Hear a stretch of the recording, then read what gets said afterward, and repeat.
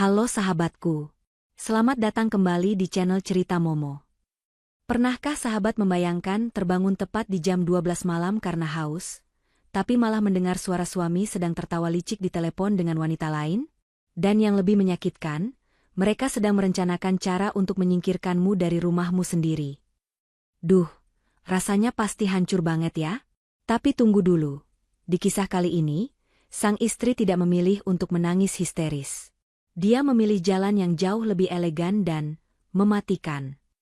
Sebelum kita masuk ke kisah seru berjudul, Sarapan Terakhir untuk Iwan, ini, Momo mau ajak kalian absen dulu dong.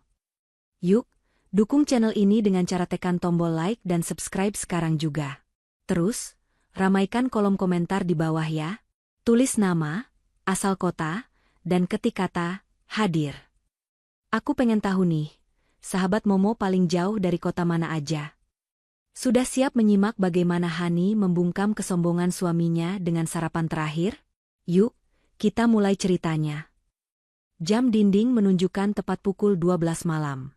Suasana rumah mewah itu begitu sunyi, seolah dinding-dindingnya pun enggan bersuara. Hanya terdengar detak jarum jam yang konstan, menemani hembusan angin malam yang menyelinap masuk dari ventilasi. Hani terbangun dengan rasa haus yang menyengat tenggorokan. Ia mengerjapkan mata, mencoba menyesuaikan pandangan dengan kegelapan kamar. Tangannya meraba sisi tempat tidur di sebelahnya. Kosong. Bantal itu dingin, tanda bahwa penghuninya sudah lama beranjak pergi. Hani menghela napas panjang. Ia berpikir mungkin suaminya, Iwan, sedang lembur lagi di ruang kerjanya. Belakangan ini Iwan memang sering beralasan banyak pekerjaan kantor yang harus diselesaikan hingga larut malam. Sebagai istri yang pengertian, Hani tidak pernah menaruh curiga. Ia percaya sepenuhnya pada laki-laki yang telah dinikahinya selama 5 tahun itu. Dengan langkah pelan agar tidak menimbulkan suara gaduh, Hani turun dari tempat tidur. Ia berniat mengambil segelas air putih di dapur, sekaligus menengok suaminya sebentar, mungkin Iwan butuh secangkir kopi hangat. Langkah kaki Hani terhenti tepat saat ia melewati lorong menuju ruang kerja. Pintu ruangan itu sedikit terbuka, memancarkan seberkas cahaya kuning redup ke lantai lorong yang gelap. Hani hendak menyapa, namun suara tawa tertahan dari dalam ruangan membuat lidahnya keluh. Itu suara Iwan, tapi nadanya berbeda. Bukan nada lelah atau stres karena pekerjaan, melainkan nada riang yang terdengar begitu akrab dan mesra. Hani merasakan firasat buruk menyergap dadanya. Jantungnya berdegup kencang, memukul-mukul rongga dadanya seolah memberi sinyal bahaya. Tanpa sadar, Hani menahan napas dan merapatkan tubuhnya ke dinding, mencoba menguping pembicaraan itu. Tenang saja, sayang, rencana kita berhasil. Suara Iwan terdengar jelas, meski ia berbicara dengan nada setengah berbisik. Tubuh Hani menegang. Kata, sayang, itu meluncur begitu mulus dari bibir suaminya. Ditujukan untuk seseorang di seberang telepon yang jelas bukan dirinya. Hani mencengkeram ujung baju tidurnya dengan erat, berusaha menahan gemetar yang mulai menjalar dari ujung kaki hingga ke kepala. Iya, aku sudah pastikan semuanya aman. Kamu tidak perlu khawatir, lanjut Iwan dengan nada penuh percaya diri, seolah ia adalah raja yang sedang mengatur strategi perang. Hani menajamkan pendengarannya, berdoa dalam hati semoga ini hanya salah paham. Semoga Iwan sedang bercanda dengan rekan kerjanya. Namun, kalimat Iwan selanjutnya menghancurkan harapan itu berkeping-keping, meluluh lantakkan dunia Hani dalam sekejap mata. Besok pagi, kita tinggal singkirkan si jalang itu. Begitu dia pergi, rumah ini akan jadi istana kita, Leona. Kamu sabar ya, tinggal hitungan jam. Duar, rasanya seperti ada petir yang menyambar tepat di atas kepala Hani.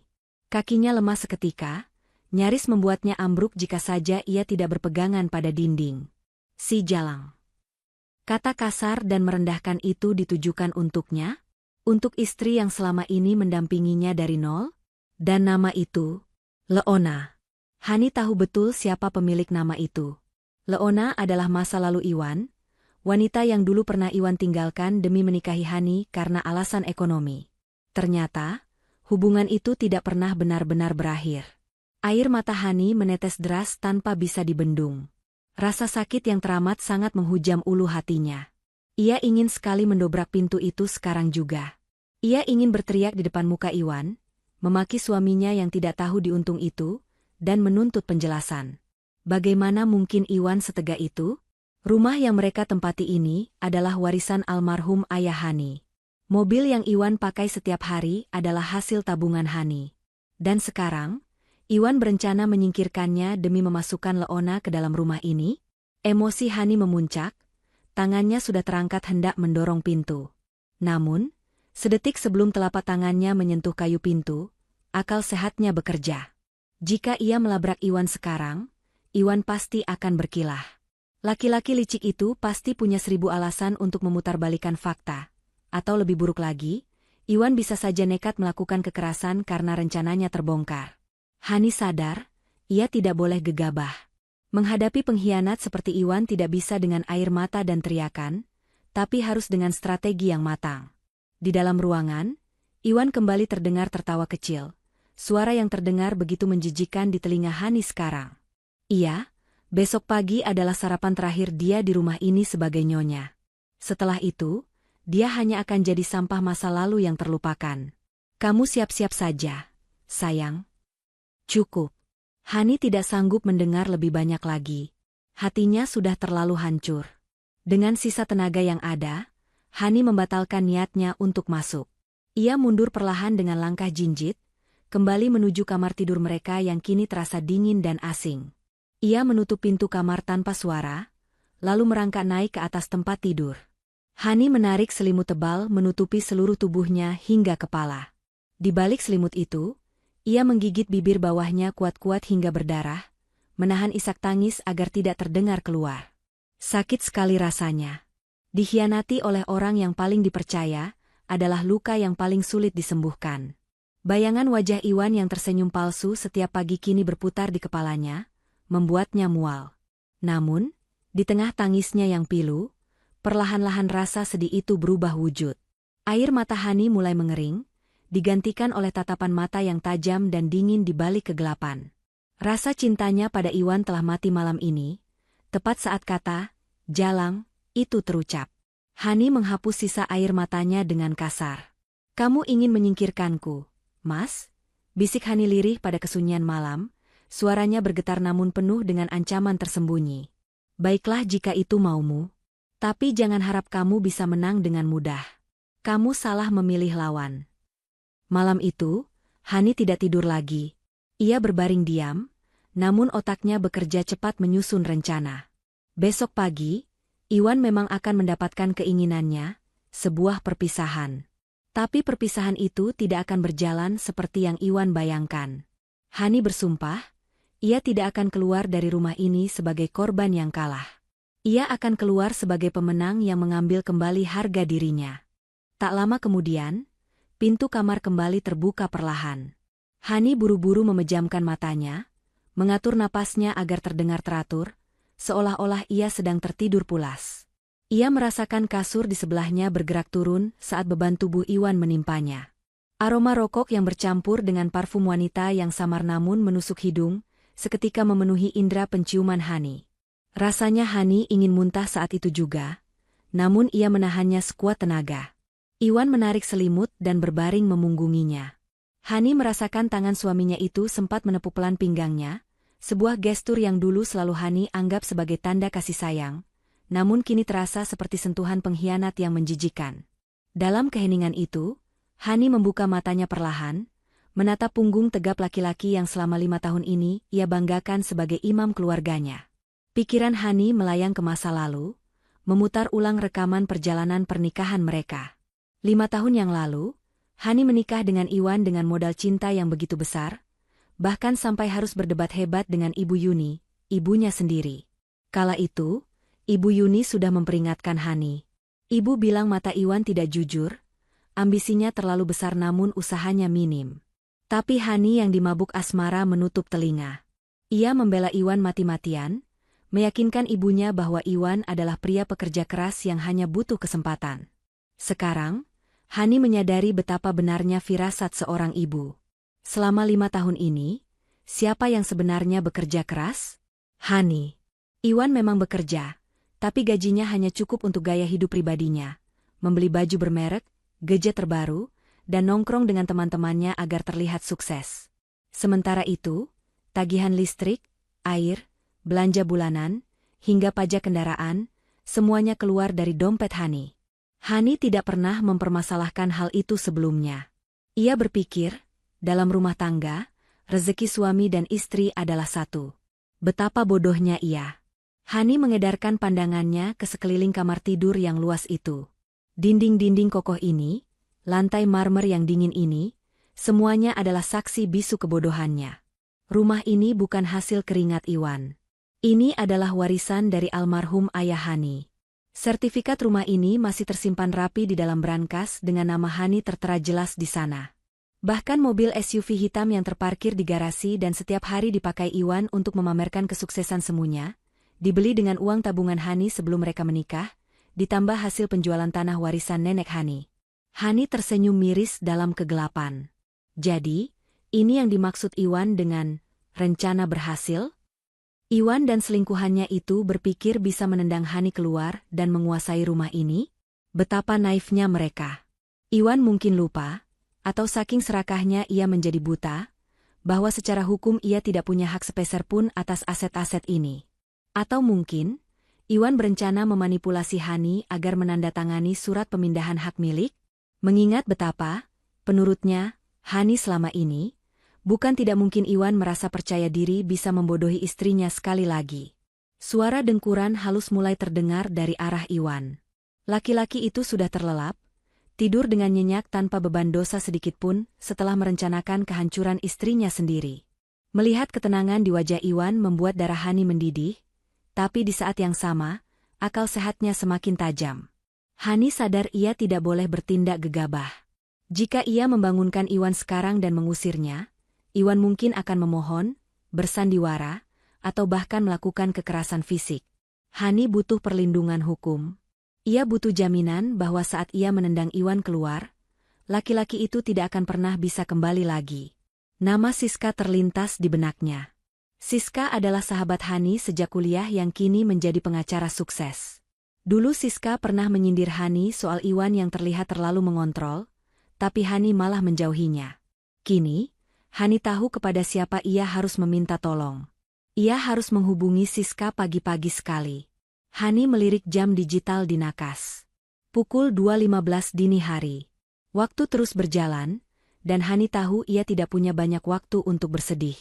Ia harus mengamankan posisinya sebelum matahari terbit.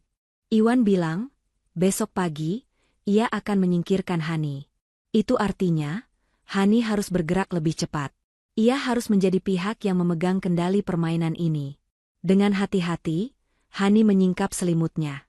Ia turun dari tempat tidur sepelan mungkin, menahan napas setiap kali kasur berderit pelan. Ia berdiri tegak di samping tempat tidur, menatap Iwan untuk terakhir kalinya sebagai seorang istri yang penuh cinta. Mulai detik ini, tatapan itu hilang. Yang tersisa hanyalah tatapan seorang wanita yang siap berperang mempertahankan martabatnya. Hani berjalan jinjit menuju lemari besar di sudut kamar.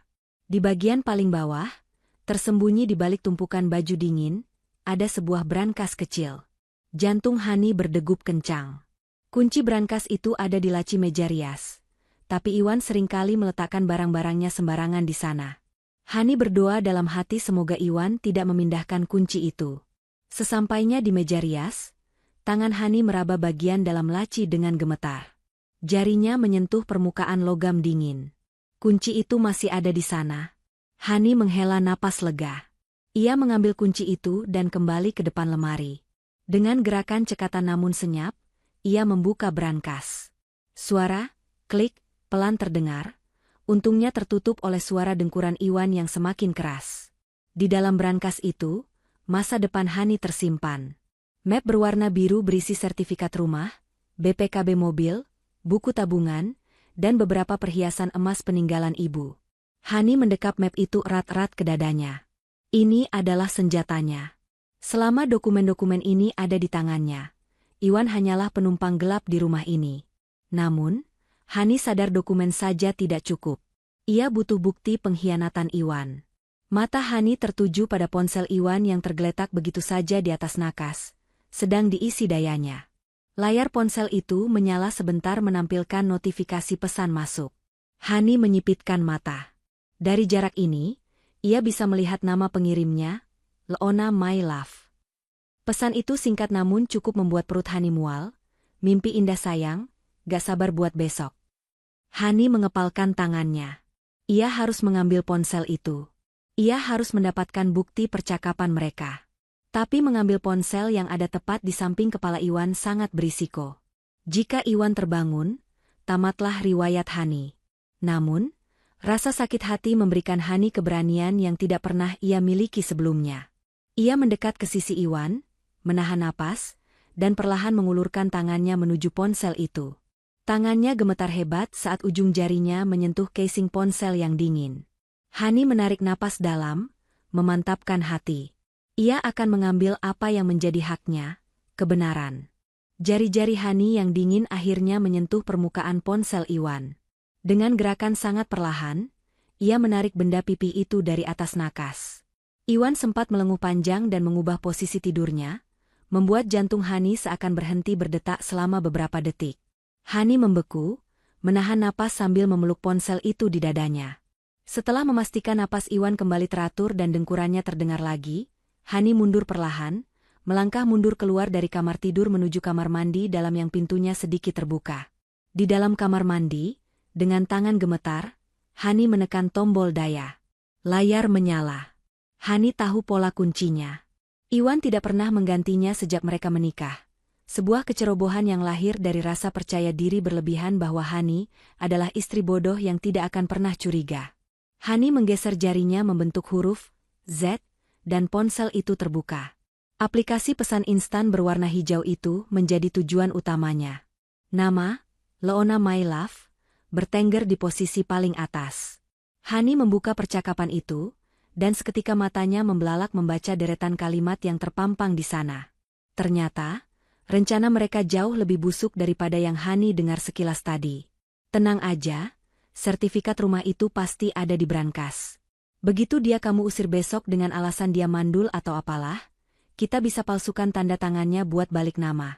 Temanku di notaris bisa bantu, tulis Leona 2 jam yang lalu.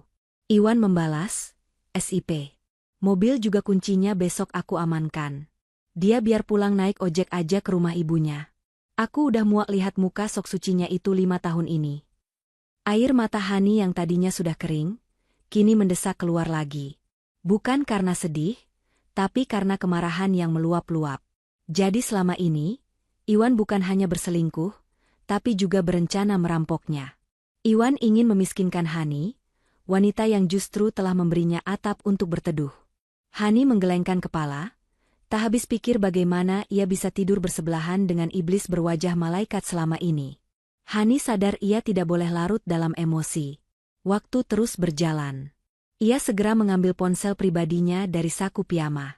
Ia tidak mengirim tangkapan layar chat itu ke ponselnya, karena takut Iwan akan melihat notifikasi atau jejak pengiriman jika ia bangun tiba-tiba. Sebagai gantinya, Hani memotret layar ponsel Iwan satu persatu. Ia memotret semua percakapan yang menunjukkan niat jahat mereka, rencana pemalsuan dokumen, hingga kata-kata hinaan yang mereka lontarkan tentang Hani dan ibunya. Setelah belasan foto tersimpan aman di galeri ponselnya yang terkunci sandi rumit, Hani meletakkan kembali ponsel Iwan di nakas. Ia menaruhnya persis di posisi semula, dengan sudut kemiringan yang sama, agar Iwan tidak curiga barang itu pernah disentuh. Hani kemudian melangkah keluar kamar tidur menuju ruang tamu yang gelap gulita. Ia duduk di sofa, menyalakan ponselnya sendiri, dan mencari kontak Siska. Sahabat lamanya itu kini adalah seorang pengacara yang cukup disegani. Hani ingat Siska sering begadang mengerjakan berkas kasus. Dengan ragu, Hani mengetik pesan. Siska, maaf ganggu malam-malam. Ini Hani. Aku butuh bantuan hukum, darurat. Iwan mau merebut rumah dan memalsukan tanda tanganku. Aku punya buktinya. Tolong aku. Hani menekan tombol kirim sambil berdoa dalam hati. Semenit berlalu, 2 menit berlalu. Hening. Hani hampir putus asa dan berpikir Siska pasti sudah tidur. Ketika tiba-tiba ponselnya bergetar pelan. Balasan masuk. Hani? Ya Tuhan. Kamu kenapa? Kirim semua buktinya sekarang ke aku. Jangan hapus apapun. Besok pagi aku ke sana sebelum dia sempat bergerak. Kamu amankan sekarang? Hani merasa lega luar biasa membaca balasan itu. Ternyata Tuhan masih berpihak padanya. Dengan cepat, Hani mengirimkan semua foto bukti chat yang baru saja ia ambil, beserta foto sertifikat rumah dan BPKB mobil yang sudah ia amankan di tas. Ia juga mengetik kronologi singkat tentang percakapan telepon yang ia dengar tadi. Aku sudah amankan sertifikat asli dan BPKB, SIS. Rencananya besok pagi dia mau mengusirku. Aku mau mendahuluinya. Aku mau dia keluar dari rumah ini besok pagi juga, tanpa membawa apapun yang bukan haknya. Ketik Hani. Siska membalas dengan cepat. Bagus. Kamu tenang saja. Dengan bukti ancaman pemalsuan dokumen ini, posisimu sangat kuat. Aku akan siapkan surat somasi dan pengosongan rumah sekarang juga. Jam 8 pagi aku sampai di sana bawa tim keamanan. Kamu pura-pura biasa saja sampai aku datang. Atau kalau kamu gak kuat, kamu pergi dulu dari situ. Hani mematikan layar ponselnya. Dukungan Siska memberinya kekuatan baru. Ia tidak lagi merasa sendirian. Hani menatap sekeliling ruang tamu yang remang-remang. Dulu, ia selalu merasa takut jika ditinggal sendirian di rumah besar ini.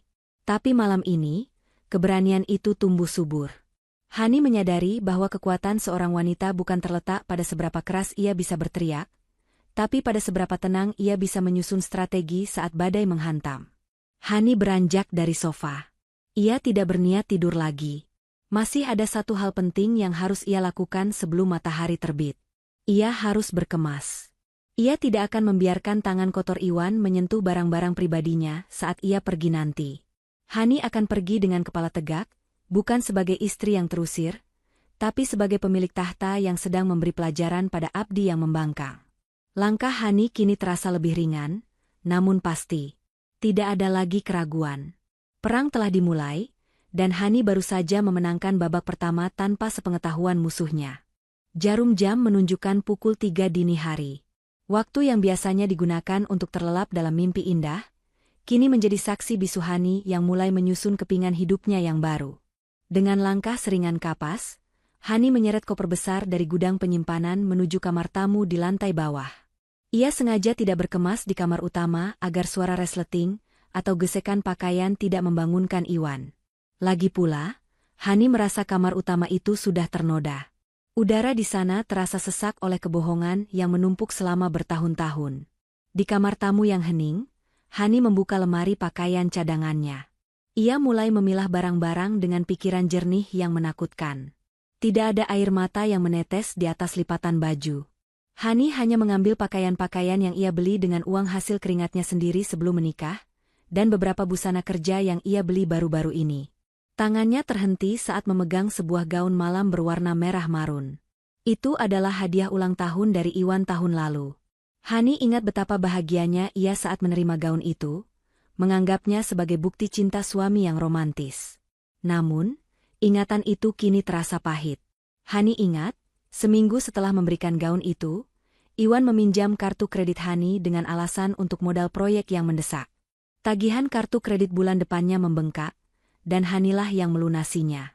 Jadi, sebenarnya siapa yang membelikan gaun ini? Hani mendengus pelan, lalu melempar gaun itu kembali ke dalam lemari dengan sembarang. Ia tidak sudi membawa barang yang memiliki jejak kepalsuan Iwan. Ia hanya ingin membawa apa yang murni miliknya. Hani beralih ke laci dokumen.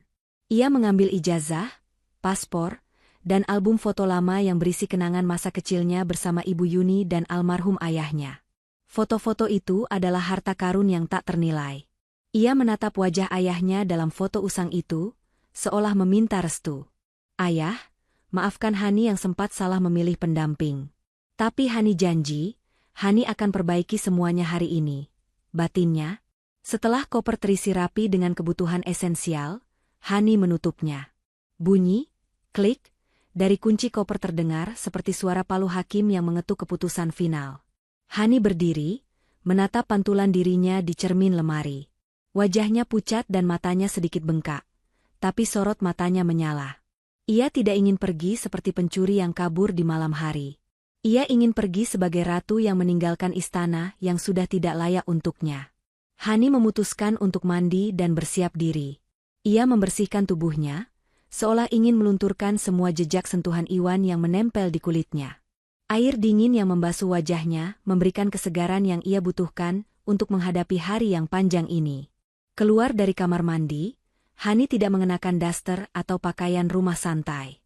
Ia memilih setelan kemeja putih bersih dan celana bahan berwarna navy yang pas di tubuhnya, pakaian yang biasa ia gunakan saat akan memimpin rapat penting atau bertemu klien besar. Ia memoles wajahnya dengan riasan tipis namun tegas. Lipstik warna nude menghiasi bibirnya, menyamarkan pucat sisa tangis semalam. Hani menyisir rambutnya rapi, mengikatnya ke belakang dengan gaya ekor kuda yang elegan. Kini, tibalah saat yang paling berat namun melegakan. Hani menatap jari manis tangan kanannya. Cincin emas putih bermata berlian kecil melingkar di sana. Cincin pernikahan mereka. Dulu, Hani berpikir cincin ini adalah simbol pengikat dua hati yang suci. Sekarang, ia sadar benda ini hanyalah borgol yang menahan kebebasannya. Perlahan, Hani menarik cincin itu keluar dari jarinya. Ada bekas lingkar putih di kulit jarinya yang selama 5 tahun tertutup logam itu, tanda bahwa ia telah terikat terlalu lama. Hani menggenggam cincin itu sebentar, merasakan dinginnya logam yang tak lagi menghangatkan hati. Dengan langkah mantap, Hani kembali menyelinap masuk ke kamar utama. Suasana di sana masih sama. Iwan masih mendengkur, tidak menyadari bahwa dunianya akan runtuh dalam hitungan jam. Hani mendekati nakas di samping tempat tidur. Ia meletakkan cincin pernikahannya tepat di sebelah ponsel Iwan yang tadi ia periksa. Cahaya lampu jalan yang menembus gorden membuat kilauan berlian cincin itu terlihat samar dalam kegelapan. Hani menatap Iwan untuk terakhir kalinya. Tidak ada rasa benci yang meledak-ledak lagi, yang tersisa hanya rasa kasihan.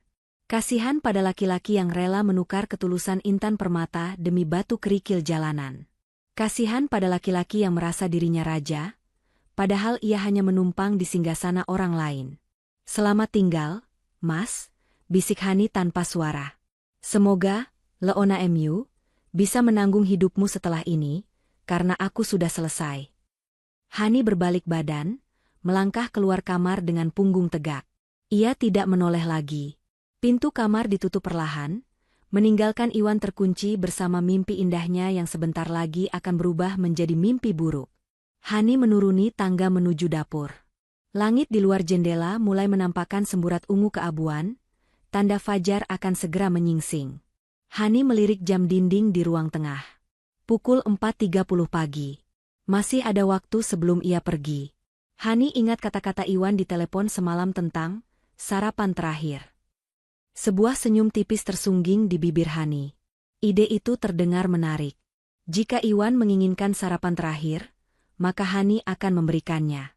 Ia akan menyajikan sarapan paling istimewa yang tidak akan pernah Iwan lupakan seumur hidupnya.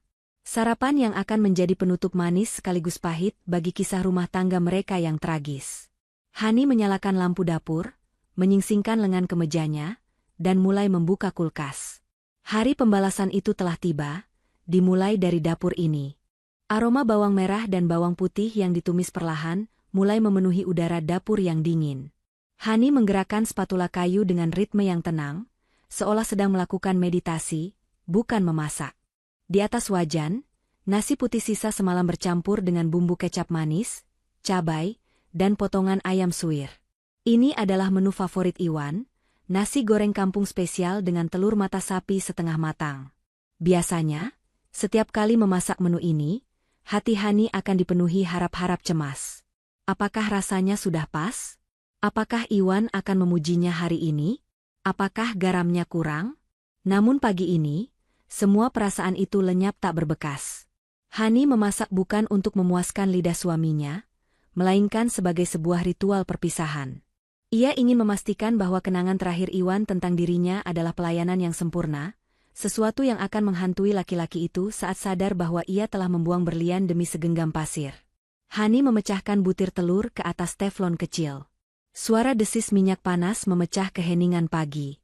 Ia menatap kuning telur yang bergoyang pelan, mengingatkannya pada betapa rapuhnya kepercayaan dalam pernikahan mereka.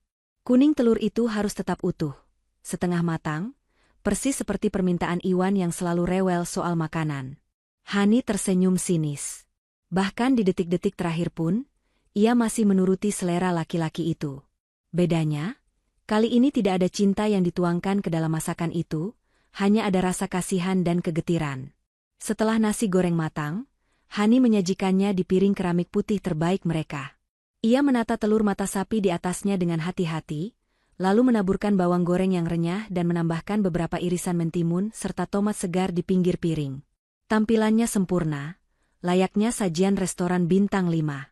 Hani meletakkan piring itu di posisi biasa Iwan duduk, di ujung meja makan yang menghadap ke jendela taman. Ia juga menyeduh secangkir kopi hitam panas, aroma kafein yang pekat langsung menguar, bersaing dengan aroma nasi goreng. Semuanya sudah siap. Sarapan terakhir untuk sang raja palsu. Hani kemudian melangkah ke ruang kerja Iwan sebentar, mengambil selembar kertas HVS bersih dan sebuah pena bertinta hitam. Ia kembali ke meja makan, duduk di kursi yang biasa ia tempati. Tangan kanannya memegang pena, menggantung di atas kertas putih itu sejenak. Hani menarik napas panjang, merangkai kata-kata di kepalanya. Ia tidak ingin menulis surat yang penuh drama atau caci maki. Iwan tidak pantas mendapatkan emosi semahal itu. Hani ingin menulis sesuatu yang singkat, padat, dan menusuk tepat di jantung kesombongan suaminya. Pena mulai menari di atas kertas. Tulisan tangan Hani tegak bersambung, rapi dan tegas. Tidak ada coretan ragu-ragu. Setiap huruf yang ia goreskan terasa seperti melepaskan satu persatu beban yang selama ini menghimpit dadanya. Untuk Iwan, tulisnya sebagai pembuka. Hani menuliskan kalimat demi kalimat dengan tenang. Ia menumpahkan fakta, bukan perasaan. Ia memberitahu Iwan bahwa topengnya sudah terbuka. Bahwa rencana busuknya di tengah malam tadi terdengar jelas oleh telinga yang selama ini ia anggap tuli. Setelah selesai, Hani membaca ulang surat itu sekali lagi. Senyum kepuasan tersungging di bibirnya. Ini adalah surat perpisahan terbaik yang pernah ia bayangkan. Tanpa air mata, tanpa permohonan, hanya sebuah keputusan mutlak dari pemilik hidupnya sendiri. Hani melipat kertas itu menjadi 3 bagian yang presisi, lalu memasukkannya ke dalam amplop putih polos. Ia meletakkan amplop itu tepat di samping piring nasi goreng, bersandar pada cangkir kopi yang asapnya mulai menipis. Kontras warna amplop putih di atas meja kayu gelap itu begitu mencolok, seolah berteriak minta dibaca. Hani melirik jam tangannya. Pukul 5.15 pagi. Langit di luar sudah mulai terang tanah. Suara ayam berkokok sayup-sayup terdengar dari kejauhan. Waktunya sudah tiba. Hani membuka aplikasi transportasi online di ponselnya. Jari jemarinya dengan cekatan memesan taksi menuju rumah ibunya. Titik penjemputan sudah diatur tepat di depan gerbang rumah, agar suara mesin mobil tidak terdengar sampai ke kamar tidur utama. Driver sedang menuju lokasi, estimasi 5 menit, bunyi notifikasi di layar ponsel. Hani beranjak dari kursi makan. Ia memandangi meja makan itu sekali lagi. Piring nasi goreng yang menggugah selera, kopi hitam, dan surat dalam amplop putih. Sebuah komposisi, kematian, bagi pernikahan mereka. Hani merasa adegan ini begitu puitis dalam cara yang tragis. Ia meninggalkan kenyamanan yang ia bangun dengan darah dan keringatnya, untuk diserahkan sejenak kepada pengkhianat, sebelum akhirnya ia rebut kembali dengan cara yang sah. Hani berjalan menuju ruang tamu tempat koper besarnya menunggu. Ia menarik gagang koper itu, roda-rodanya meluncur mulus di atas lantai granit tanpa suara. Hani membuka pintu utama perlahan. Udara pagi yang segar dan dingin langsung menerpa wajahnya, seolah menyambut kebebasannya. Angin itu terasa berbeda, tidak lagi menyesakan seperti udara di dalam rumah yang penuh kepalsuan. Sebelum melangkah keluar sepenuhnya, Hani menoleh ke arah tangga yang menuju lantai 2. Gelap dan sunyi. Iwan masih di sana, mungkin sedang bermimpi indah tentang hidup barunya bersama Leona di rumah ini. Nikmatilah mimpi itu selagi bisa. Mas, gumam Hani pelan, nyaris tak terdengar. Karena saat kamu bangun nanti, realita akan menamparmu jauh lebih keras daripada mimpi buruk apapun. Hani melangkah keluar, menutup pintu rumah dengan sangat hati-hati hingga bunyi, klik, kunci terdengar lembut. Ia tidak mengunci pintu dengan kunci cadangannya, membiarkannya tetap bisa dibuka dari dalam, karena toh Iwan ada di dalam. Namun bagi Hani, pintu itu sudah terkunci rapat untuk masa lalu. Ia tidak akan pernah masuk lagi ke rumah ini sebagai istri Iwan. Saat ia kembali nanti bersama Siska, ia akan masuk sebagai Hani, pemilik sah istana ini. Di depan gerbang hitam yang menjulang tinggi, sebuah mobil sedan silver perlahan berhenti. Itu taksi online pesanannya. Supir taksi turun dengan sigap membantu memasukkan koper Hani ke bagasi. "Pagi, Bu. Sesuai aplikasi ya, ke Jalan Cempaka," sapa sang supir ramah. "Pagi, Pak." "Iya, benar. Tolong agak cepat ya," jawab Hani sambil tersenyum tipis. Hani masuk ke dalam mobil dan duduk di kursi belakang. Saat mobil mulai melaju meninggalkan pekarangan rumah megah itu, Hani tidak menoleh ke belakang. Ia menatap lurus ke depan, ke arah jalanan yang mulai diterangi cahaya matahari pagi. Di ufuk timur, sang surya mulai merekah, menyinari wajah Hani yang kini tampak bersinar. Tidak ada lagi keraguan. Tidak ada lagi rasa takut. Hani tahu, sarapan terakhir di meja makan itu akan menjadi awal dari kehancuran Iwan, sekaligus awal dari kebangkitan dirinya. Hari baru telah dimulai. Perjalanan di dalam taksi online itu terasa begitu sunyi, meski radio mobil memutarkan lagu-lagu pop masa kini dengan volume rendah. Hani duduk terpaku menatap jalanan kota yang mulai ramai oleh hiruk-pikuk orang-orang yang berangkat kerja. Gedung-gedung tinggi, pedagang kaki lima yang baru menggelar lapak, dan angkutan umum yang saling serobot, semuanya tampak seperti film bisu di mata Hani. Pikirannya melayang jauh, bukan pada kemacetan di depan mata, melainkan pada kehampaan yang tiba-tiba menyeruak di dadanya. Meninggalkan rumah itu ternyata lebih mudah secara fisik, namun secara emosional, rasanya seperti mencabut akar yang sudah menancap dalam. Bukan karena ia masih mencintai Iwan, cinta itu sudah hangus terbakar api pengkhianatan semalam. Tetapi karena ia menyayangkan waktu 5 tahun yang terbuang sia-sia. 5 tahun ia membangun mimpi, merawat rumah tangga, dan berjuang sendirian, hanya untuk diakhiri dengan rencana pembunuhan karakter dan perampokan aset oleh suaminya sendiri. Setengah jam kemudian, taksi berbelok masuk ke sebuah kompleks perumahan lama yang asri. Deretan pohon mangga dan jambu air menghiasi pekarangan rumah-rumah di sana, memberikan nuansa sejuk yang kontras dengan kompleks elit gersang tempat Hani tinggal bersama Iwan. Mobil berhenti tepat di depan sebuah rumah sederhana bercat krem, dengan pagar besi hitam yang rendah. Hani menghela napas panjang. Ini adalah rumah masa kecilnya, tempat paling aman di dunia.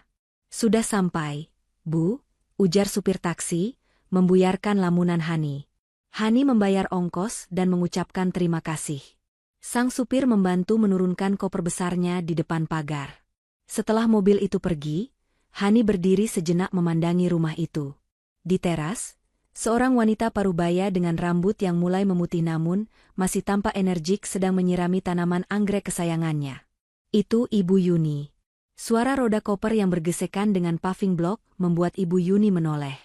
Mata tuanya membelalak kaget saat melihat putri tunggalnya berdiri di depan pagar sepagi ini, lengkap dengan koper besar dan wajah yang pucat pasi. "Hani," panggil Ibu Yuni, setengah tak percaya. Ia buru-buru meletakkan selangnya dan bergegas membuka pagar. "Astaga, Nak, kenapa pagi-pagi buta begini sudah sampai sini? Dan ini, kenapa bawa koper besar?" Pertahanan Hani runtuh seketika. Sepanjang malam ia berhasil menahan air matanya di depan Iwan, ia berhasil bersikap dingin saat menyusun rencana, dan ia berhasil tegar saat meninggalkan rumah. Tapi di hadapan ibunya, topeng ketegaran itu hancur berkeping-keping. Hani menghambur ke pelukan ibunya, membenamkan wajahnya di bahu wanita yang telah melahirkannya itu. "Ibu." Isak Hani pecah. Tangisannya bukan lagi tangisan tertahan, melainkan raungan kepedihan yang menyayat hati. Ibu Yuni tidak banyak bertanya. Naluri keibuannya langsung tahu bahwa sesuatu yang sangat buruk telah terjadi. Ia mendekap Hani erat-erat, mengusap punggung putrinya dengan lembut, membiarkan Hani menumpahkan segala beban yang menghimpit dadanya. "Menangislah, Nak. Keluarkan semuanya. Ibu di sini," bisik Ibu Yuni lembut. Setelah beberapa menit menangis di halaman, Ibu Yuni membimbing Hani masuk ke dalam rumah. Ia mendudukkan Hani di sofa ruang tamu yang empuk, sofa lama yang sudah belasan tahun ada di sana, dan menyimpan banyak kenangan masa kecil Hani. Ibu Yuni pergi ke dapur sebentar dan kembali dengan segelas teh manis hangat. "Minum dulu, tenangkan dirimu," ujar Ibu Yuni sambil menyodorkan gelas.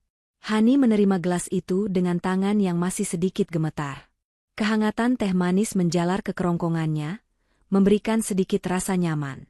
Setelah napasnya mulai teratur, Hani menatap ibunya dengan mata sembab.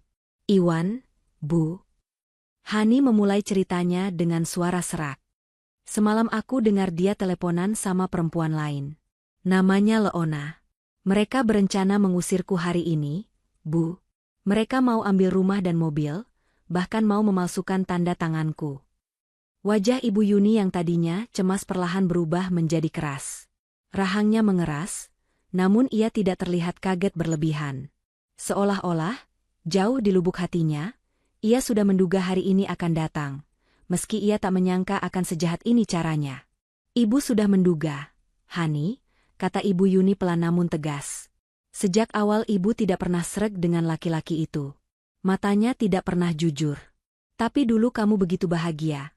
Mata kamu begitu berbinar setiap menceritakan dia, jadi ibu memilih diam dan mendoakan yang terbaik. Ibu pikir, mungkin ibu yang salah menilai. Ternyata firasat seorang ibu tidak pernah meleset." Hani menunduk, meremas jemarinya sendiri. "Maafkan Hani, Bu. Hani bodoh. Hani ngeyel waktu ibu peringatkan dulu." Hani malah membela dia mati-matian. Ibu Yuni meraih tangan Hani, menggenggamnya erat. "Jangan minta maaf karena kamu tulus mencintai seseorang. Nak, ketulusan itu tidak pernah salah. Yang salah adalah orang yang tidak tahu cara menghargai ketulusan itu. Kamu tidak bodoh. Kamu hanya terlalu baik untuk laki-laki seperti Iwan." Ibu Yuni menatap lurus ke mata Hani. "Sekarang, ceritakan sama ibu. Apa yang sudah kamu lakukan?" Ibu tahu anak ibu bukan perempuan lemah yang cuma bisa nangis lalu kabur begitu saja. Hani menghapus sisa air matanya, lalu menegakkan punggungnya. Sisi petarung dalam dirinya kembali muncul. "Aku sudah amankan sertifikat rumah, BPKB mobil, dan semua perhiasan pemberian ibu. Semuanya ada di koper itu. Aku juga sudah foto bukti chat perselingkuhan dan rencana jahat mereka. Siska sudah kuberitahu, Bu. Jam 8 nanti Siska dan timnya akan datang ke sana untuk mengusir Iwan." Senyum bangga terukir di wajah Ibu Yuni. Ia menepuk-nepuk tangan Hani. "Itu baru anak ibu. Bagus. Jangan biarkan dia menginjak-injak harga dirimu. Rumah itu hakmu, warisan almarhum ayah untuk menjamin masa depanmu, bukan untuk memfasilitasi perselingkuhan suamimu." "Aku juga masakin dia sarapan terakhir, Bu," tambah Hani dengan senyum kecut. "Dan aku tinggalkan surat di meja makan. Biar dia sadar, saat dia bangun nanti, dia sudah kehilangan segalanya." Ibu Yuni mengangguk-angguk. "Biar saja. Biar dia merasakan bagaimana rasanya jatuh dari langit ke kubangan lumpur. Kamu berhak bahagia, Hani. Jangan biarkan sampah membuatmu merasa kotor. Ingat, berlian kalau jatuh ke lumpur tetaplah berlian. Sementara sampah, mau dibungkus sutra sekalipun tetaplah sampah." Kata-kata ibunya menyuntikkan kekuatan baru ke dalam jiwa Hani. Rasa sesak di dadanya perlahan menghilang, digantikan oleh rasa lega yang luar biasa. Berada di rumah ini, mendengar nasihat ibunya, membuat Hani sadar bahwa ia tidak kehilangan segalanya. Ia hanya kehilangan parasit dalam hidupnya. Ia masih punya ibu yang menyayanginya, sahabat yang membelanya, dan yang terpenting, ia masih memiliki dirinya sendiri. "Sekarang, kamu mandi dulu pakai air hangat. Segarkan badanmu. Nanti ibu buatkan bubur ayam kesukaanmu. Lupakan soal diet atau apapun itu. Kamu butuh tenaga untuk menghadapi drama yang mungkin akan terjadi nanti siang." Perintah Ibu Yuni dengan nada lembut namun tak terbantahkan. Hani menurut. Ia bangkit dan memeluk ibunya sekali lagi, kali ini lebih erat dan tanpa air mata. "Terima kasih, Bu. Terima kasih sudah selalu ada buat Hani. Ibu akan selalu ada, Nak. Selalu." Hani berjalan menuju kamar mandi dengan langkah ringan. Di luar, matahari pagi mulai bersinar terang, menyinari halaman rumah Ibu Yuni yang penuh bunga. Di tempat lain, beberapa kilometer dari sana, Hani tahu sebentar lagi badai akan melanda Iwan. Tapi di sini, di rumah ibunya, Hani menemukan ketenangan sebelum badai itu benar-benar pecah. Ia siap menghadapi apapun yang akan terjadi selanjutnya. Babak baru hidupnya telah dimulai, dan kali ini, ia yang memegang kendali penuh. Sinar matahari pagi yang cerah menerobos masuk melalui celah-celah gorden kamar tidur utama, jatuh tepat di wajah Iwan. Laki-laki itu menggeliat pelan, merenggangkan otot-ototnya yang kaku setelah tidur nyenyak semalaman. Senyum lebar langsung terukir di bibirnya begitu ia membuka mata. Hari ini adalah hari besar. Di benaknya, hari ini adalah awal dari kehidupan barunya yang bebas bersama Leona, wanita yang menurutnya jauh lebih mengerti dirinya dibandingkan Hani. Iwan duduk di tepi ranjang, menyugar rambutnya yang berantakan. Ia merasa seperti seorang raja yang baru bangun dari tidur panjang, siap untuk menaklukkan dunia. Rencananya sudah tersusun rapi di kepala. Ia akan memancing pertengkaran kecil dengan Hani pagi ini, membesarkannya menjadi masalah prinsip, lalu menuntut perceraian dan mengusir Hani keluar. Iwan yakin Hani yang pendiam dan penurut itu hanya akan menangis dan memohon, tapi akhirnya akan menyerah. Setelah itu, ia bisa memalsukan tanda tangan Hani untuk balik nama sertifikat rumah dan mobil. Sempurna. Tangannya meraba nakas hendak mengambil ponsel untuk mengecek pesan dari Leona. Namun, gerakan tangannya terhenti di udara. Matanya tertumbuk pada benda kecil berkilauan yang tergeletak tepat di samping ponselnya. Sebuah cincin emas putih bermata berlian. Dahi Iwan berkerut. Ia mengenali cincin itu. Itu cincin pernikahan mereka yang selalu melingkar di jari manis Hani. Kenapa ada di sini? Apa Hani lupa memakainya setelah mandi semalam? Atau Hani sedang membersihkannya? Iwan mendengus remeh. Dasar ceroboh, gumamnya pelan. Ia tidak terlalu memusingkan hal itu. Toh, sebentar lagi cincin itu memang tidak akan ada gunanya lagi. Iwan beranjak dari tempat tidur, masih dengan piyama sutranya. Ia melangkah keluar kamar, menuruni tangga menuju lantai 1.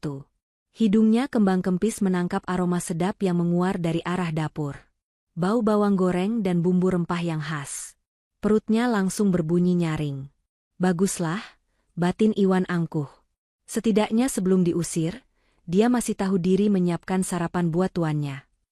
Suasana rumah terasa sangat sunyi. Tidak ada suara televisi yang menyala, tidak ada suara Hani yang biasanya bersenandung kecil saat membersihkan rumah. Iwan melenggang santai menuju ruang makan. Di sana, di meja makan kayu jati yang mengkilap, tersaji pemandangan yang menggugah selera. Sepiring nasi goreng kampung dengan telur mata sapi setengah matang yang sempurna, lengkap dengan irisan tomat dan mentimun yang ditata rapi. Asap tipis masih mengepul dari cangkir kopi hitam di sebelahnya. Iwan menarik kursi dan duduk dengan penuh percaya diri. Ia melihat sekeliling, mencari sosok istrinya.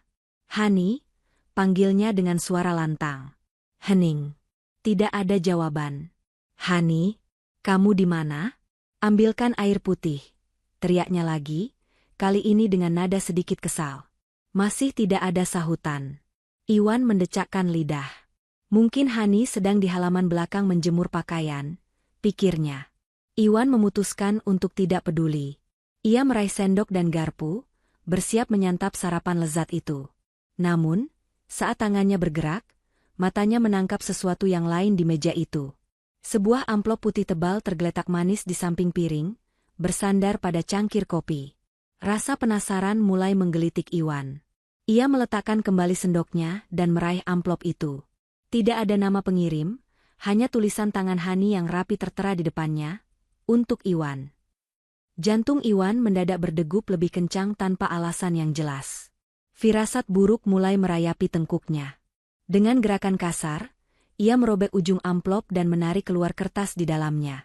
Ia mulai membaca. Mas Iwan, selamat pagi. Saat kamu membaca surat ini, aku sudah tidak ada di rumah itu. Kamu tidak perlu repot-repot mencari alasan untuk memancing pertengkaran pagi ini. Kamu juga tidak perlu susah payah menyusun skenario untuk mengusirku, karena aku sudah pergi atas kemauanku sendiri. Aku mendengar semuanya, Mas. Tadi malam, jam 12, saat kamu menelepon, sayang MU, itu. Aku mendengar rencanamu yang ingin menyingkirkan si Jalang ini. Aku mendengar niatmu menguasai rumah dan memalsukan tanda tanganku. Wajah Iwan pucat pasi seketika. Darah seolah surut dari wajahnya. Matanya membelalak membaca kalimat demi kalimat yang ditulis Hani dengan begitu tenang namun tajam. Tangannya mulai gemetar memegang kertas itu. Jangan khawatir, Aku tidak akan menghalangimu bersama Leona. Silakan ambil dia. Tapi ingat satu hal, Mas. Rumah ini, mobil yang kamu banggakan, dan semua fasilitas yang kamu nikmati 5 tahun ini, adalah milikku. Warisan ayahku. Bukan harta gonogini. Nikmatilah sarapan terakhir buatan, si Jalang, ini. Anggap saja itu sedekah terakhir dariku sebelum kamu kembali ke asalanmu. Kamu bilang rencanamu berhasil? Selamat, Mas. Kamu benar-benar berhasil membuatku pergi menuju kebahagiaan yang sesungguhnya. Iwan meremas kertas itu hingga kusut. Napasnya memburu cepat. Marah, malu, dan panik bercampur menjadi satu. Kurang ajar. Umpatnya keras, memecah kesunyian ruang makan. Ia membanting kursi hingga terguling ke belakang. Pikirannya langsung tertuju pada satu hal vital, brankas. Iwan berlari menaiki tangga 2 demi 2, nyaris terpeleset saking paniknya. Ia menerobos masuk ke kamar tidur, langsung menuju lemari pakaian. Dengan napas tersengal, ia membuka pintu lemari dengan kasar dan berlutut di depan brankas kecil di sudut bawah. Jantung Iwan serasa mau copot saat melihat pintu brankas itu sedikit terbuka, tidak terkunci rapat. Tangannya yang gemetar meraba bagian dalam kotak besi itu. Kosong. Hampa. Map biru berisi sertifikat rumah hilang. BPKB mobil Pajero Sport yang selalu ia pamerkan ke teman-temannya raib. Kotak perhiasan emas lenyap. Yang tersisa hanyalah debu tipis di dasar brankas. Tidak mungkin. Desis Iwan. Ia mengacak-acak isi lemari, melempar baju-baju Hani dan bajunya sendiri ke lantai, berharap Hani hanya menyembunyikannya di tempat lain. Tapi nihil. Lemari itu kosong dari barang-barang berharga. Koper Hani juga sudah tidak ada. Iwan terduduk lemas di lantai, dikelilingi tumpukan baju yang berserakan. Lututnya terasa tidak bertulang. Ia baru menyadari betapa bodohnya ia. Selama ini ia merasa di atas angin, merasa bisa mengontrol Hani sesuka hatinya. Ternyata, dalam satu malam, wanita yang ia anggap lemah itu telah melucuti seluruh kekuatannya tanpa bersuara sedikitpun. Tanpa sertifikat, ia tidak bisa menjual rumah ini. Tanpa BPKB, ia tidak bisa menjual mobil itu untuk modal hidup dengan Leona. Dan yang lebih parah, Hani tahu soal rencana pemalsuan dokumen. Itu pidana. Hani memegang kartu as yang bisa menjebloskannya ke penjara kapan saja. Iwan menjambak rambutnya sendiri, frustrasi. Sialan, Hani sialan, teriaknya frustrasi. Suaranya menggema di kamar yang luas itu, namun tidak ada yang menjawab. Hanya keheningan yang mencekam yang membalasnya. Tiba-tiba, ia teringat sesuatu. Mobil. Ia masih memegang kunci mobil. Mungkin ia bisa membawa kabur mobil itu sebelum Hani bertindak lebih jauh. Iwan meraba saku celana yang digantungnya, mengambil kunci mobil, dan bergegas lari ke balkon kamar untuk melihat ke garasi bawah. Mobil itu masih ada di sana. Hitam, gagah, mengkilap. Iwan menghela napas lega sedikit. Setidaknya ia masih punya kendaraan. Tapi, rasa leganya tidak bertahan lama. Saat ia melirik jam dinding, jarum menunjukkan pukul 7.50 pagi. Di dalam surat tadi, Hani tidak menyebutkan kapan dia akan kembali atau apa yang akan dia lakukan selanjutnya. Ketidakpastian ini membunuh Iwan. Ia merasa seperti buronan di rumahnya sendiri. Rumah mewah yang kemarin terasa seperti istana, kini terasa seperti penjara yang dinding-dindingnya mulai menghimpit. Iwan kembali turun ke ruang makan dengan langkah gontai. Nasi goreng di piring itu sudah mulai dingin, telur mata sapinya mengerut, seolah mengejek nasibnya. Ia menatap makanan itu dengan tatapan nanar. Perutnya yang tadi lapar kini terasa mual. Ia tidak sanggup menelan satu suap pun. Sarapan terakhir ini benar-benar terasa seperti jamuan kematian bagi egonya. Di tengah keheningan yang menyiksa itu, tiba-tiba terdengar suara bel gerbang berbunyi nyaring. Ting tong. Iwan tersentak kaget. Ia melirik jam dinding lagi. Tepat pukul 8 pagi. Siapa yang datang sepagi ini? Apakah Hani kembali? Secercah harapan muncul di hati Iwan. Mungkin Hani berubah pikiran. Mungkin Hani pulang untuk minta maaf dan memohon agar tidak diceraikan. Ya, pasti itu. Hani tidak mungkin tega padanya. Dengan sisa-sisa keberanian dan arogansi yang ia kumpulkan, Iwan merapikan piyamanya dan berjalan menuju pintu depan. Ia menyiapkan wajah marah terbaiknya. Ia akan membentak Hani begitu pintu dibuka. Ia akan membuat Hani berlutut minta ampun, karena sudah lancang membawa kabur sertifikat rumah. Iwan memutar kunci pintu depan dan menghentaknya hingga terbuka lebar. "Dari mana saja, Kak?" Kalimat bentakan Iwan terhenti di tenggorokan. Di hadapannya, bukan Hani yang berdiri dengan wajah memelas, melainkan seorang wanita berjas hitam rapi dengan kacamata bingkai tebal yang menatapnya tajam. Di belakang wanita itu, berdiri dua orang petugas keamanan berseragam safari lengkap dengan pentungan di pinggang. Wanita itu tersenyum tipis, senyum yang tidak sampai ke mata. Senyum seorang eksekutor. "Selamat pagi, Pak Iwan," sapa wanita itu dengan nada dingin dan formal. "Saya Siska, kuasa hukum Ibu Hani. Kami perlu bicara sebentar." "Di luar saja." Dunia Iwan rasanya runtuh detik itu juga. Keringat dingin sebesar biji jagung mulai bermunculan di dahi Iwan.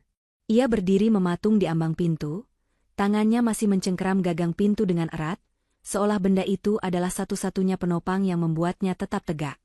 Kehadiran Siska, wanita yang dulu ia remehkan sebagai teman Hani yang kutu buku, kini terasa begitu mengintimidasi. Aura Siska pagi ini bukan seperti seorang teman lama, melainkan seperti hakim yang siap menjatuhkan vonis mati. "Siska, sedang apa kamu di sini?" tanya Iwan dengan suara yang berusaha ia tegaskan, meski getaran panik di ujung kalimatnya tak bisa disembunyikan.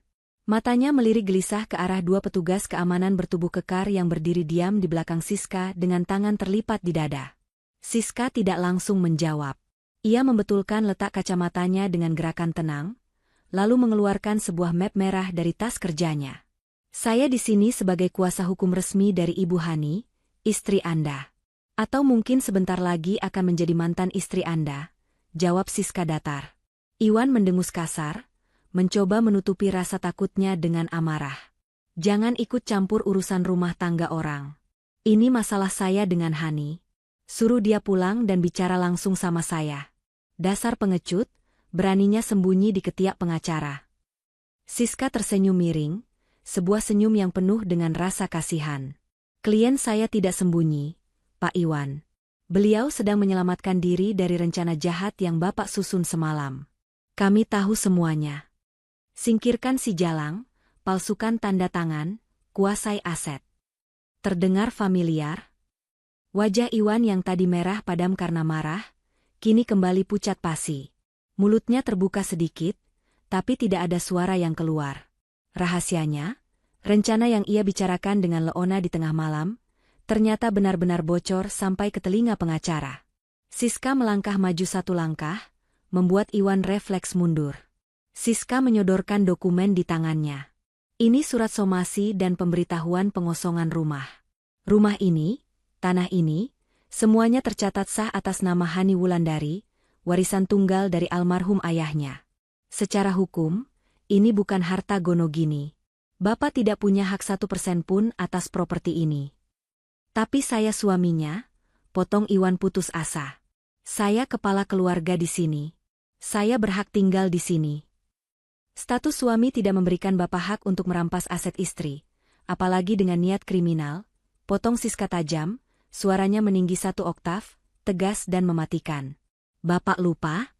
Percobaan pemalsuan dokumen dan persekongkolan jahat adalah tindak pidana. Kami punya bukti percakapan digital Bapak dengan saudari Leona. Hani sudah menyerahkan semua buktinya. Jika Bapak tidak kooperatif, saya tidak segan-segan membawa bukti itu ke kantor polisi hari ini juga." Ancaman penjara membuat nyali Iwan ciut seketika. Lututnya gemetar. Ia membayangkan dirinya memakai baju tahanan, tidur di sel sempit, kehilangan pekerjaan, dan dipermalukan di hadapan kolega-koleganya. Karirnya sebagai manajer pemasaran yang ia bangun dengan susah payah akan hancur lebur. "Jadi, apa pilihan Bapak?" tanya Siska lagi, kali ini nadanya kembali rendah namun menekan. "Keluar baik-baik dan kami simpan bukti itu untuk proses perceraian perdata saja, atau Bapak memaksa bertahan dan kami seret Bapak dengan pasal pidana." Iwan terdiam. Jakunnya naik turun menelan ludah yang terasa pahit. Ia kalah. Skakmat. Ia tidak punya sertifikat rumah untuk melawan, tidak punya uang untuk menyewa pengacara hebat, dan sekarang diancam penjara. Oke. Iwan mengangkat kedua tangannya tanda menyerah. Saya pergi. Puas kalian? Belum, sela Siska cepat.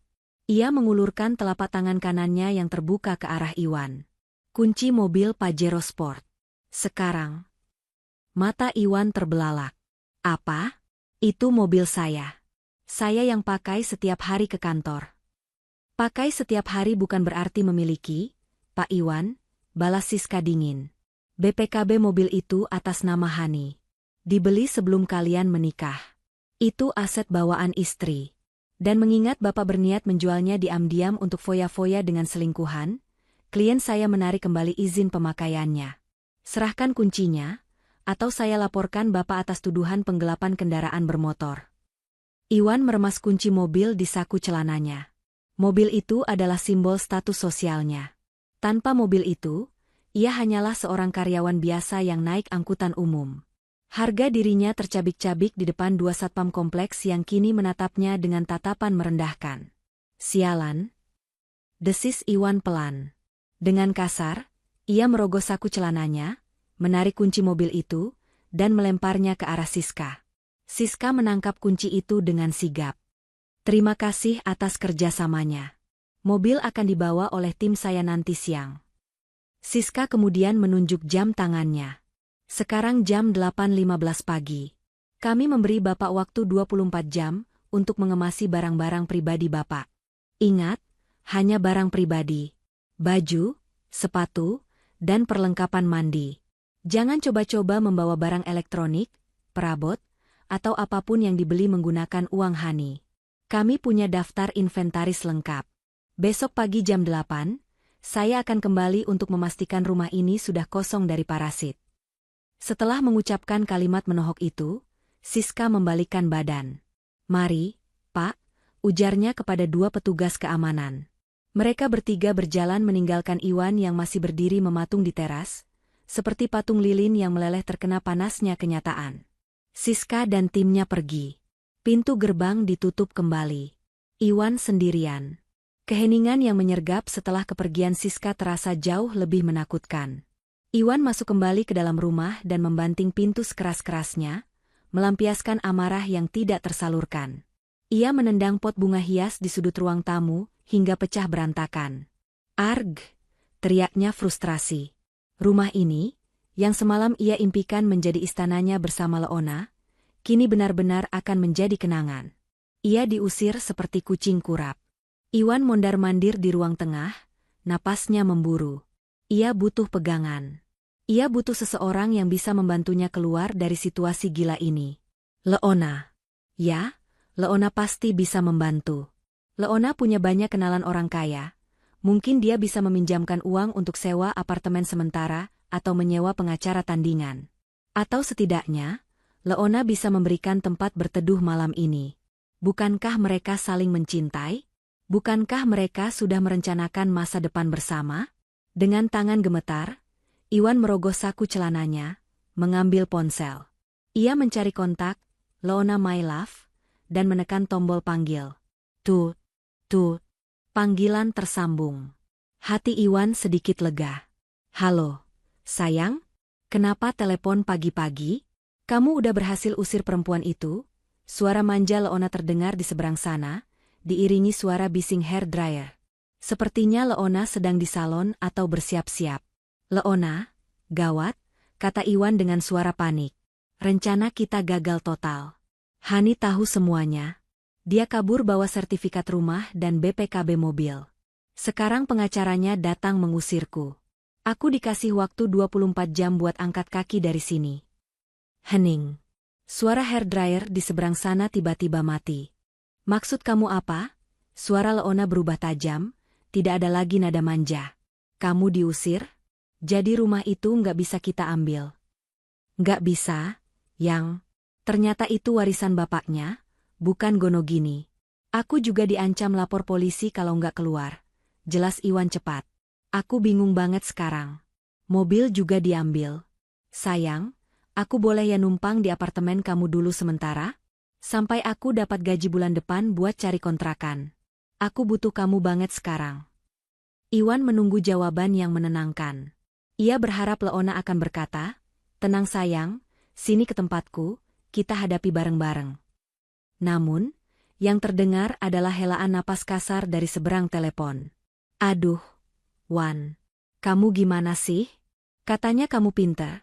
Kok bisa kalah langkah sama istri kampungan kayak dia?" cecar Leona. "Ya aku nggak tahu dia bakal senekat ini."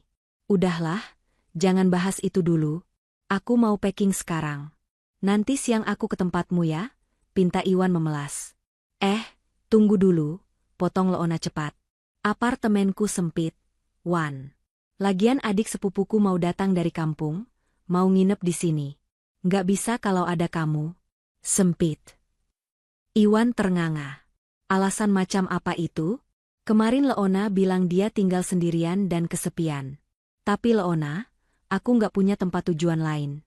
Rekeningku juga kan dipegang Hani, aku belum sempat blokir. Aku bener-bener zero sekarang. Tolonglah." "Wan, denger ya," suara Leona menjadi dingin dan ketus. "Kita kan have fun aja selama ini. Rencananya kan kamu bawa aset. Baru kita hidup enak. Kalau kamu datang cuma bawa baju kotor dan masalah, ya sorry aja. Aku bukan panti sosial yang nampung gelandangan. Kamu cari tempat lain aja deh." "Leona, tegak kamu ya. Aku lakuin ini semua demi kamu," teriak Iwan tak percaya. "Demi aku atau demi nafsu kamu sendiri? Udah aku sibuk. Jangan hubungi aku lagi kalau kamu masih miskin. Bye."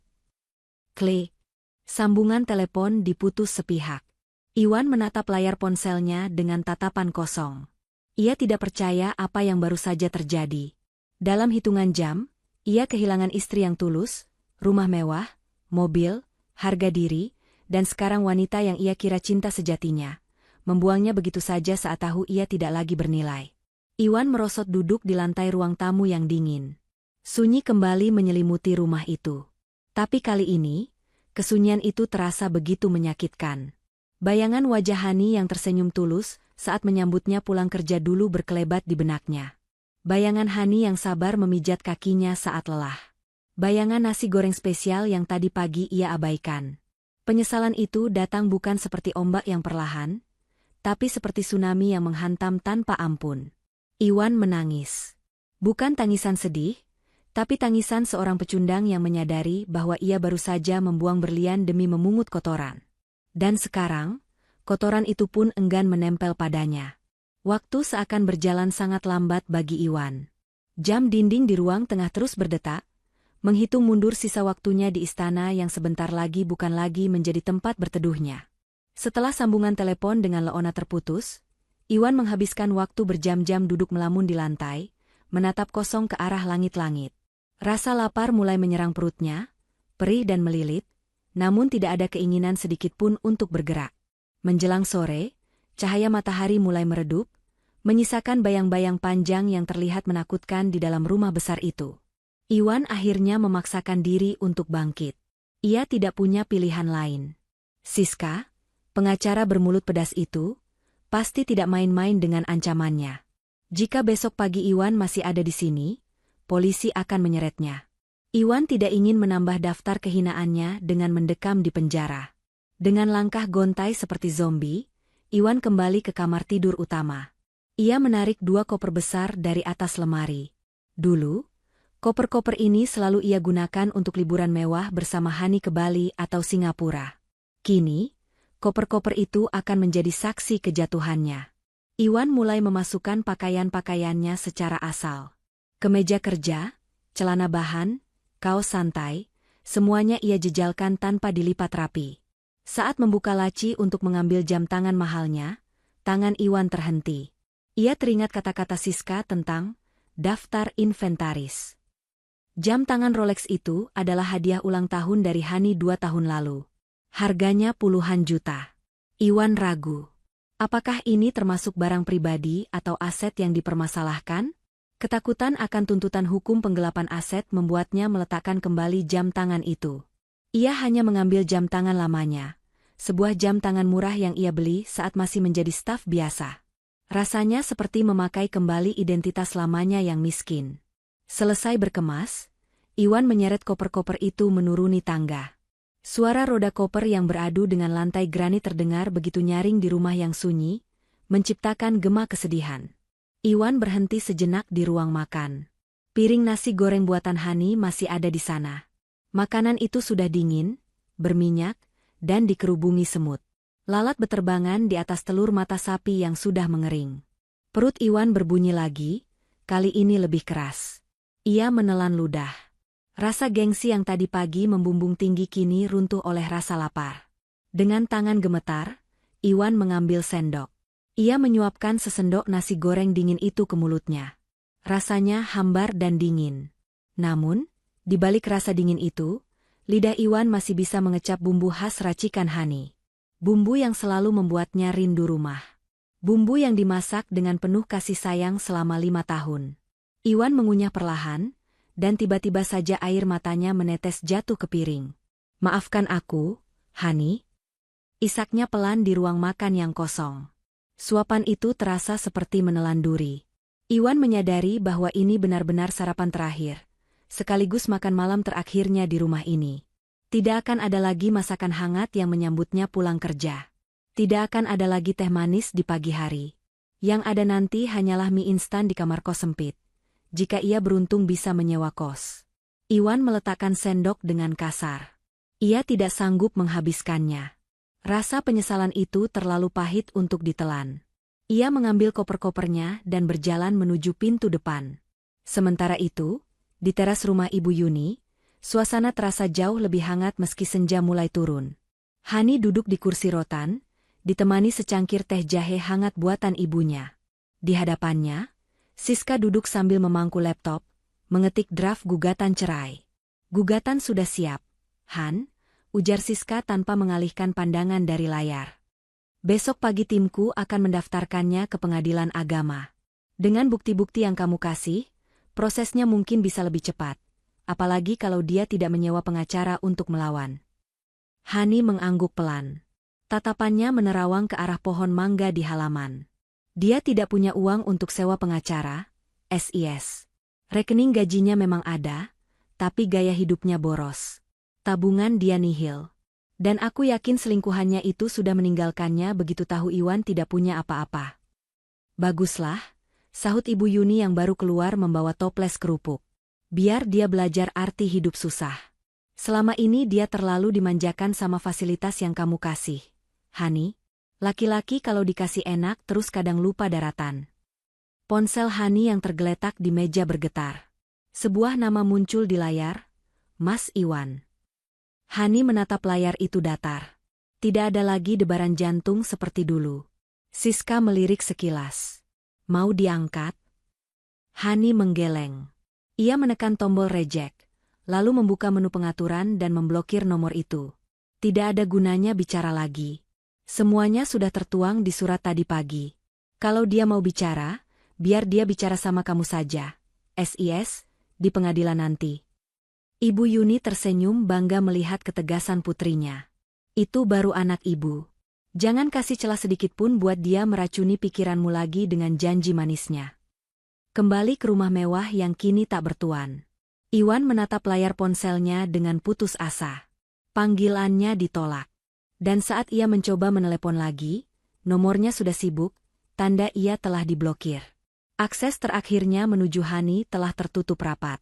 Iwan berdiri di depan gerbang rumah yang tinggi. Ia memandang bangunan megah itu untuk terakhir kalinya. Lampu-lampu taman otomatis menyala karena sensor cahaya, membuat rumah itu terlihat semakin cantik dan anggun di malam hari. Tapi keindahan itu bukan lagi miliknya. Iwan merasa seperti Adam yang diusir dari surga, karena memakan buah terlarang. Bedanya, tidak ada Hawa yang menemaninya. Hawanya, Leona, telah membuangnya, dan istri sahnya telah ia hianati. Iwan memesan ojek online karena taksi terlalu mahal untuk sisa uang di dompetnya. Tak lama kemudian, sebuah motor bebek tua berhenti di depannya. "Atas nama Iwan?" "Ke terminal bus ya, Pak?" tanya pengemudi ojek itu sambil memberikan helm yang bau apek. Iwan mengangguk lemah. Ia menyerahkan satu koper besar untuk diikat di jok belakang, sementara satu koper lagi ia pangku dengan susah payah. Pemandangan yang sangat kontras dengan Iwan yang biasanya duduk nyaman di balik kemudi Pajero Sport ber-AC dingin. Motor itu melaju perlahan meninggalkan kawasan elit tersebut. Iwan memeluk kopernya erat-erat, menahan angin malam yang menusuk tulang. Di sepanjang jalan, ia melihat pasangan-pasangan muda yang sedang menikmati malam minggu, tertawa bahagia di kafe-kafe pinggir jalan. Pemandangan itu semakin mengiris hatinya. Ia dulu memiliki semua itu. Kebahagiaan, kemapanan, dan cinta tulus. Kini, ia hanya seorang pria parubaya dengan 2 koper, tanpa tujuan, dan tanpa siapa-siapa. Malam itu menjadi malam terpanjang dalam hidup Iwan. Ia tidur di bangku ruang tunggu terminal, karena belum menemukan kos murah yang pas di kantongnya. Nyamuk menggigiti kulitnya, dan suara bising knalpot bus menjadi lagu pengantar tidurnya. Jauh di lubuk hatinya, ia sadar ini baru permulaan dari karma yang harus ia bayar. Di sisi lain kota, Hani masuk ke kamar tidurnya di rumah Ibu Yuni. Kamar itu sederhana, jauh lebih kecil dari kamar utamanya dulu, tapi terasa begitu damai. Hani merebahkan tubuhnya di kasur kapuk yang empuk. Ia menatap langit-langit kamar, membayangkan wajah ayahnya. "Ayah, rumah ayah sudah aman," bisiknya pelan. Hani sudah melindunginya. Dan sekarang, Hani akan mulai membangun kembali hidup Hani dari awal. Malam ini, untuk pertama kalinya setelah sekian lama, Hani bisa tidur dengan nyenyak tanpa rasa curiga, tanpa rasa takut dikhianati, dan tanpa beban. Ia tahu proses perceraian di depan mata tidak akan mudah, tapi ia sudah siap. Ia bukan lagi korban. Ia adalah penyintas yang baru saja memenangkan pertempuran terbesarnya tanpa perlu mengangkat pedang. 3 bulan telah berlalu sejak malam kelabu itu. Waktu yang cukup singkat bagi bumi untuk berputar, namun terasa seperti 1 abad bagi Iwan. Gedung pengadilan agama siang itu tampak ramai. Orang-orang berlalu lalang dengan wajah-wajah tegang, sedih, atau justru lega. Di salah satu ruang sidang, suara ketukan palu hakim terdengar tegas, memecah keheningan yang sempat menggantung di udara. Tok, tok, tok. Majelis hakim memutuskan untuk mengabulkan gugatan cerai penggugat untuk seluruhnya. Menetapkan talak 1 Bain Sugra tergugat terhadap penggugat. Suara ketua majelis hakim menggema, menjadi vonis akhir bagi perjalanan rumah tangga Hani dan Iwan. Hani menghembuskan napas panjang, seolah melepaskan beban bertonton yang selama ini menindih pundaknya. Ia menoleh ke arah Siska di sebelahnya, lalu tersenyum tipis. "Selesai," bisiknya. Siska mengangguk mantap sambil menepuk punggung tangan klien sekaligus sahabatnya itu. Di kursi tergugat, Iwan duduk tertunduk lesu. Penampilannya sangat jauh berbeda dibandingkan 3 bulan lalu. Kemeja batiknya terlihat lusuh dan agak kebesaran, tanda berat badannya turun drastis. Wajahnya kusam, matanya cekung dengan lingkaran hitam yang menebal, dan rambutnya yang dulu selalu tertata rapi dengan pomade kini terlihat acak-acakan dan mulai memutih di beberapa bagian. Iwan tampak 10 tahun lebih tua dari usia aslinya. Sejak diusir dari rumah dan dicampakkan oleh Leona, hidup Iwan hancur berantakan. Ia tinggal di sebuah kamar kos sempit tanpa ventilasi yang layak. Ia sempat mencoba meminjam uang ke teman-temannya, namun berita tentang perangainya yang buruk sudah menyebar, membuat semua orang menutup pintu. Gajinya habis hanya untuk membayar utang gaya hidup masa lalu, dan biaya hidup sehari-hari yang pas-pasan. Ia benar-benar sendirian. Sidang dibubarkan. Hani bangkit dari kursinya dengan anggun. Hari ini ia mengenakan blazer berwarna krem yang dipadukan dengan celana kulot senada. Rambutnya dipotong sebahu, memberikan kesan segar dan dinamis. Aura wajahnya bersinar, bukan karena riasan mahal, melainkan karena kedamaian batin yang akhirnya ia temukan.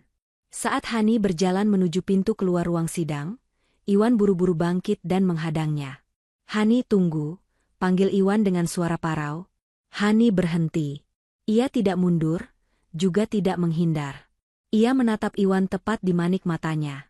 Tatapan Hani begitu tenang, namun ketenangan itulah yang justru membuat nyali Iwan menciut. Dulu, Hani menatapnya dengan penuh cinta. Setelah malam itu, Hani menatapnya dengan kemarahan.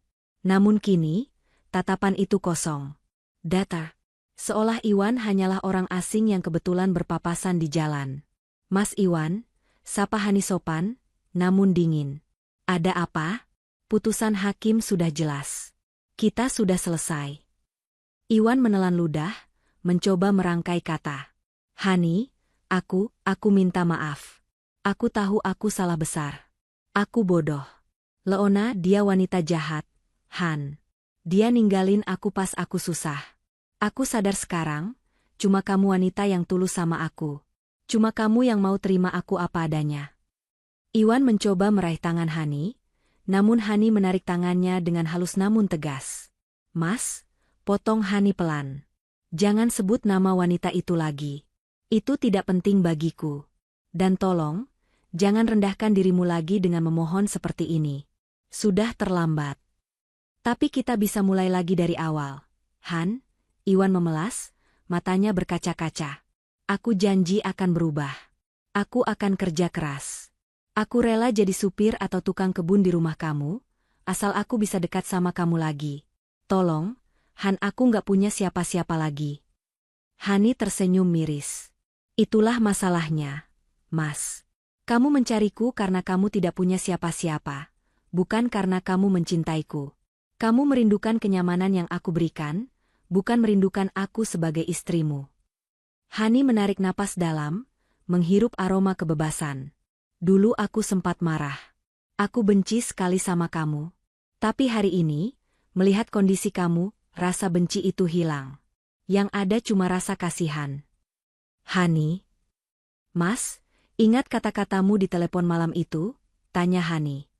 Kamu bilang, rencana kita berhasil, besok tinggal singkirkan si jalang itu. Kamu benar, Mas. Rencanamu berhasil. Iwan ternganga, bingung. Kamu berhasil menyingkirkan aku, lanjut Hani dengan suara mantap yang menggetarkan hati siapapun yang mendengarnya. Kamu berhasil menyingkirkan aku dari hidupmu yang penuh kepalsuan. Kamu berhasil mendorongku keluar dari neraka yang kita sebut pernikahan, menuju kebahagiaan yang sesungguhnya. Kalau malam itu kamu tidak menelepon dia, mungkin sampai hari ini aku masih jadi istri bodoh yang mengabdi pada pengkhianat. Hani melangkah maju satu langkah, memperkecil jarak, lalu berbisik tegas. Terima kasih, Mas Iwan. Terima kasih sudah melepaskanku. Sarapan terakhir pagi itu adalah sedekahku untuk menutup masa lalu kita. Sekarang, menyingkirlah dari hadapanku. Aku punya masa depan yang harus kukejar. Tanpa menunggu jawaban, Hani membalikkan badan dan berjalan pergi. Langkah kakinya terdengar berirama di lantai marmer pengadilan. Tak-tak-tak, semakin lama semakin jauh. Siska dan Ibu Yuni yang menunggu di ujung lorong menyambutnya dengan senyuman lebar. Mereka bertiga berjalan keluar gedung, menembus cahaya matahari siang yang cerah. Iwan terpaku di tempatnya berdiri. Ia memandangi punggung Hani yang perlahan menghilang di balik pintu kaca. Punggung yang dulu selalu ada untuk menopangnya saat ia jatuh, kini telah pergi selamanya. Iwan merosot duduk di bangku panjang koridor pengadilan. Ia menutupi wajahnya dengan kedua tangan, menangis tanpa suara. Ia menyadari bahwa ia telah memenangkan egonya sesaat, namun kalah telak dalam pertempuran hidup. Ia kehilangan rumah, kehilangan harta, dan yang paling menyakitkan, ia kehilangan satu-satunya orang yang pernah benar-benar mencintainya. Di luar sana, Hani masuk ke dalam mobilnya sendiri, mobil baru yang ia beli dengan hasil kerja kerasnya beberapa bulan ini.